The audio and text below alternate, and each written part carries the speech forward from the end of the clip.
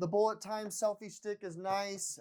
It does come right through here. It's got some foam that you take it out of, but this is what you're looking at here. It's got this nice little foam silicone grip. It's made out of anodized aluminum. You have a little slot here on the bottom if you want to have a wrist strap. This is the one thing that I wish that they did have it come with, because my hands are a little bit bigger, and when you're twirling something in the air, having something that can connect here like a little wrist strap is smart. It does extend out well over a meter, so you've got a significant amount of length. Fully extended, it's 1.2 meters, or a little over 4 feet. Here is the mechanism for bullet time. You unlock it, it actually extends it a little bit. Once you all the way unlock it, it extends it, and then you tighten it together. I did go outside with it in the water, and so it's a little bit wet, but you can see once you tighten it here, it's got that bearing, and depending on which you choose, that's going to give you a 75-degree bullet time, 65, and then 90 is what I prefer. If you were on top of a mountain, the 65 I think is great because it doesn't necessarily point at the ground as much. It'll keep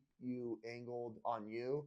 And then as you twist it, the bearing in here is pretty strong, and this ball and head joint is going to keep you from going. It is a little bit cumbersome when you have it all the way stretched out and you have the Insta360 on there. So just know that the payload is kind of tight on there and you don't want it to be too heavy. And then if you just want it to be a selfie stick, press it back down in there and tighten it up, and you've got yourself over a meter here of a nice selfie stick. Okay, last bullet time at 90 degrees here at the pinnacle with the wife in the background. Hopefully they don't fall.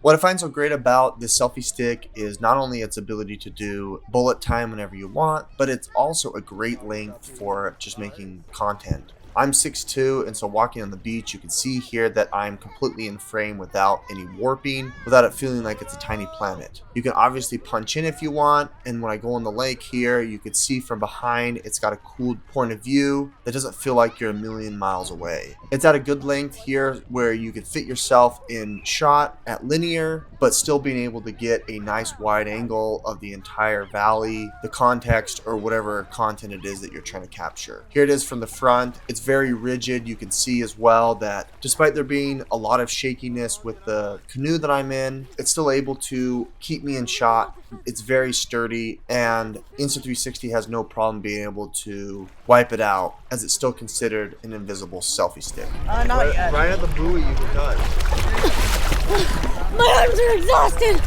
Oh, get on.